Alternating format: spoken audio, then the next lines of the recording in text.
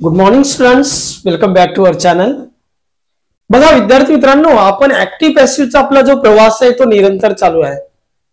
प्रत्येक ऍक्टिव्हचं पॅसिव्ह करण्यासाठी किंवा पॅसिव्हचे ऍक्टिव्ह करण्यासाठी काहीतरी बेसिक रूल्स असतात आणि ते बेसिक रूल तुम्ही एक मनोरंजक पद्धतीने लक्षात ठेवावे असं मला वाटतं. जसं बघा, गावामध्ये माझ्या सुरुवातीला 1994 पासून माझ्या लोहारा गावामध्ये मी माझे क्लासेस चालू केले होते.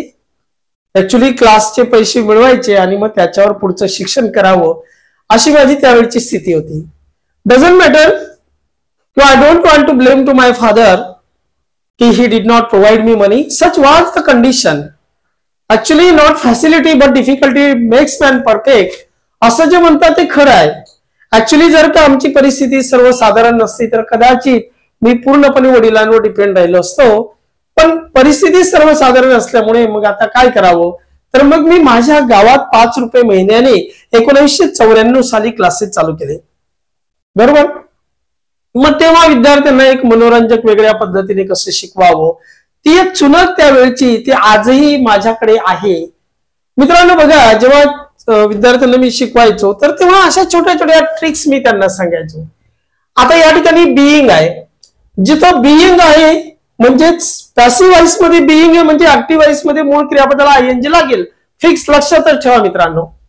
जसं मागच्या लेक्चरमध्ये आपण पाहिलं की प्रेझेंट कंटिन्यू आणि पास्ट कंटिन्यू, हे प्रेझेंट आणि पास्ट कंटिन्यू जे आहे याचे आपण मागच्या लेक्चरला ऍक्टिव्ह व्हॉइस मधून पॅसिव्ह व्हॉइस मध्ये आपण वाक्यांचे रूपांतर केले. तेव्हा आपण तिथं बिईंग वापरलेलं आहे का, तर मूळ क्रियापदाला आयएनजी होता. आताही आपल्याला सेम तीच कृती करायची आहे, पॅसिव्ह मधून ऍक्टिव्ह मध्ये यायचंय. आता पॅसिव्ह व्हायचे लक्षण मी तुम्हाला सांगितलेले आहे, टू बी विथ्री, बीइंग विथ्री, बीन विथ्री आणि बी विथ्री. तर या ठिकाणी बघा बीइंग आणि विथ्री, बघा बीइंग आणि विथ्री हे 3 नंबरचं लक्षण आपल्याला या ठिकाणी मिळालंय. म्हणून आपल्याला कळतं की वाक्य पॅसिव्हच आहे. पण हे वाक्य पॅसिव्हच आहे. मग पॅसिव्हच्या वाक्यामध्ये आपण बघतो a letter is being written by him, मग याच्यात तर बाय आलेला नाही. अशा वेळेला काय करायचं मित्रांनो, वाक्यामध्ये वाक्य वाचायचं आणि मग जर आपल्याला लॉजिक लागत असेल तर तिथं तो करता घ्यावा. पण लॉजिक लागत नसेल तर मग बाय देम घ्यावा. आता या वाक्यात लॉजिक लागतंय का बघा बरं. I am being invited for the party, मला पार्टीला बोलवले जात आहे. पण कोणी बोलवले जाते कोणाकडनं माहिती का, लॉजिक नाही लागत इथं. म्हणून आपल्याला सरळ इथं बाय देम घ्यावं लागेल. पण सेकंड वाक्यामध्ये बघा operation was being done, operation नुकतं केलं जात होतं. मग ऑपरेशन कोण करतो, डॉक्टर. इथं लॉजिक लागतं म्हणून या ठिकाणी आपल्याला बाय द डॉक्टर हा शब्द घ्यावा लागेल. By the doctor. मित्रांनो पॅसिव्ह व्हॉइसच्या वाक्यामध्ये कृती कोणाकडनं तरी झालेली आहे ना, मग बाय द डॉक्टर. आता इथे लॉजिक लागत नाही म्हणून आपण बाय देम घ्यावा हा एक रूल आहे मित्रांनो. काय घ्यावा, बाय देम. पॅसिव्ह मधून ऍक्टिव्ह मध्ये येत असताना जे जे आपण टाकलेले असतं ते आपल्याला कट करावं लागतं. मग बघा मित्रांनो, या ठिकाणी बिईंग आपण टाकलेलं आहे त्याला आपल्याला काढावं लागेल आणि बिईंग बाय पण आपल्याला काढावं लागेल. आता देमचं काय होईल, दे होईल, कारण द्वितीयची प्रथमा होईल. आता बघा उत्तर कसं तयार होत आहे, दे. वाक्यात आर नाही तर आपल्याला आर घ्यावा लागेल कारण त्याला आर लागतो. बिईंग म्हणतो मूळ क्रियापदाला आयएनजी लावा, म्हणजेच काय होईल, दे आर इन्व्हायटिंग. आता हा जो ऑब्जेक्ट आहे मूळ क्रियापदाच्या शेजारी आपल्याला ऑब्जेक्ट घ्यावं लागतं. हा आ इकडे येताना मी होईल. हा वाक्य काय तयार झालं, they are inviting me for the party. हा जो फॉर द पार्टी आहे हा पूरक भाग झाला वाक्याचा. ओके. बघा मित्रांनो किती सोप आहे. बाय गेला, बीइंग गेला, द डॉक्टर पुढे आला, द डॉक्टर. मित्रांनो आता वाक्यामध्ये वाज म्हणजे तुम्हाला पर्याय वाजवेर आहे. डॉक्टर पण एकाच वचनी म्हणून वाज घेतला. इथे जर अनेक वचनी नाम राहिलं असतं तर आपल्याला वेर घ्यावा लागला असता. आता आपल्याला बीइंग म्हणतो आयएनजी घ्या, मग डू डीड डन पहिल्या रूपामध्ये आणायचं मूळ क्रियापदाला आणि त्याला आयएनजी लावायचा, डुईंग.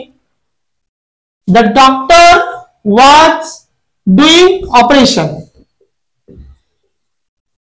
ऑपरेशन म्हणजे डॉक्टर ऑपरेशन करत होते. सेम या वाक्यामध्ये बिईंग गेला, बाय गेला, ओम पुढे आला, नामाची द्वितीय नामच असते, नामाची प्रथमा द्वितीय एकच असते. बघा या ठिकाणी ओम आला, वाक्यामध्ये इज आहे, तुम्हाला पर्याय अमिजार मित्रांनो. मग आपण अमिजार पैकी ओमला पण इजच लागेल कारण ओम एक वचनी आहे. ओम इज बिईंग म्हणतो मूळ क्रियापदाला आयएनजी लावा. आता या ठिकाणी ड्राईव्ह हा शब्द आहे तर त्याला ड्रायव्हिंग होईल, बरोबर. मग Om is driving the car, the car. Simple वाक्य तयार झालं मित्रांनो. प्रत्येक वाक्य जर तुम्ही बघाल तर तुम्हाला खूप एकदम मजा वाटेल, अगदी इझी. आणि मी सोडून देताना एकाच प्रकारचे वाक्य नेहमी घेत असतो जेणेकरून विद्यार्थ्यांना तात्काळ समजलं पाहिजे. या वाक्यात नाही समजलं तर या वाक्यात, या वाक्यात नाही समजलं तर या वाक्यात, कुठेतरी विद्यार्थ्याला कळतंय की अरे बापरे हा बदल होतोय. बघा मी बाय काढला, बिईंग काढला, या देमचा दे होणार, बरोबर. बघा देमचा पुढे येताना दे होईल. देला वाच चालतो का? नाही चालत. मग वाचच्या ऐवजी आपल्याला वेर घ्यावा लागेल कारण वाच वेर हे दोघी भाऊ आहे. मग दे वेर. बिईंग म्हणतो मूळ क्रियापदाला आयएनजी घ्या म्हणजे प्लेइंग. They were playing. काय उरलं वाक्यामध्ये? क्रिकेट. उत्तर तयार झालं. They were playing cricket. Easy मित्रांनो. शेवटच्या वाक्यात बघा, सॉरी ही दोन वाक्य राहिली अजून. हा बाय गेला, बिईंग गेला. प्रत्येक ठिकाणी आपल्याला तेच लक्षात घ्यायचं. आता ही द्वितीय, rules are not being followed by him, म्हणजे त्याच्याकडनं नियमांचं पालन केलं जात नाहीये, बरोबर आहे. मग आता हा जो बाय हिम, तर हिम या द्वितीयची पुढे येताना प्रथमा करावी लागणार. हा झाला ही. वाक्यामध्ये आर आहे, आर म्हणजे अमिजार. मग अमिजार पैकी हिला काय लागेल? इज. मग ही इज. आता वाक्य नकारी म्हणून नकार, ही इज नॉट.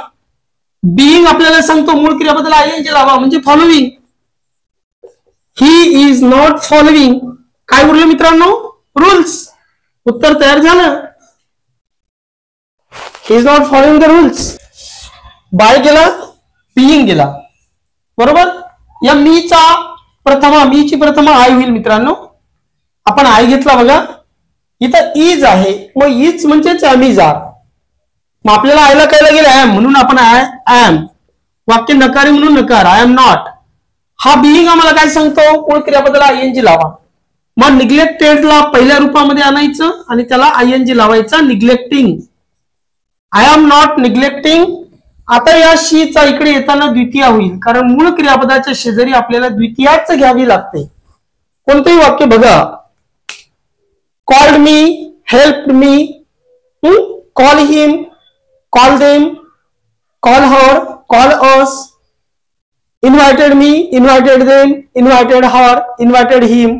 म्हणजे मूळ क्रियापदाच्या शेजारी आपल्याला द्वितीयच घ्यावी लागते मित्रांनो. म्हणून शी ची द्वितीय आपण हर घेतली. मित्रांनो आता पुन्हा एक नवीन म्हणजे या अपूर्ण वर्तमान काळ आणि अपूर्ण भूतकाळामध्ये पुन्हा एक नवीन प्रकार असा की आपण प्रश्नार्थी वाक्याचं पण चेंज व्हाईस करू शकतो. म्हणजे पॅसिव्ह मधून ऍक्टिव्ह व्हाईस मध्ये करू शकतो. किती इझी बघा. आता एखाद्या वेळेस विद्यार्थ्याला असे प्रश्नार्थी वाक्य आले की विद्यार्थी कन्फ्युज होऊन जातात मित्रांनो. मी तरी असं म्हणेल की कन्फ्युज व्हायचं कामच नाही. जे मूळ प्रोसेस आहे ती विसरू नका. बघा बाय गेला, बिईंग गेला, ठीक आहे. Is the door being knocked by someone, म्हणजे दरवाजा कुणाकडनं तरी ठोठवल्या जात आहे का? तर बघा मित्रांनो आता प्रश्नार्थी वाक्य आहे, मग प्रश्नार्थी वाक्याचं ऍक्टिव्ह व्हाईस सुद्धा प्रश्नार्थीच होईल ना. प्रश्नार्थी वाक्याचं ऍक्टिव्ह प्रश्नार्थीच होईल, प्रश्नार्थी वाक्याचं पॅसिव्ह प्रश्नार्थीच होईल, ठीक आहे. आता या ठिकाणी बघा आपल्याला वाक्याची सुरुवात आपल्याला पण अमिजार पैकी करावी लागेल. मग या ठिकाणी बघा इज द डोअर. आता या ठिकाणी आपल्याला इज समवन, बायच्या नंतरचा भाग आपण बघा अगोदर घेत आलेलो आहे.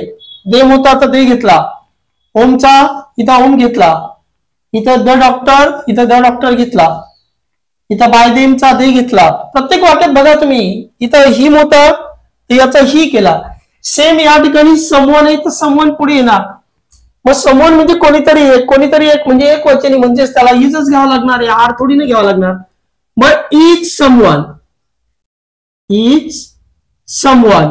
आता बिईंग आपल्याला मूळ क्रियापदाला आयएनजी लावायला सांगतो म्हणजे काय होईल? Knocking. Is someone knocking the door. उत्तर तयार झालं मित्रांनो. बघा इथं पण सेम बीइंग गेला, बाय गेला. हा दे पुढे येताना दे होईल. मात्र आता मला सांगा देला वाद चालेल का? नाही, दे वर. मग या ठिकाणी आपल्याला वादच्या ऐवजी वर घ्यावं लागलंय. वर दे प्लेइंग, बीइंग आयएनजी घ्यायला सांगतो. वर दे प्लेइंग, वर दे प्लेइंग क्रिकेट. प्रश्नार्थी वाक्याचं चेंज व्हायच प्रश्नार्थीच. या ठिकाणी वाजवर.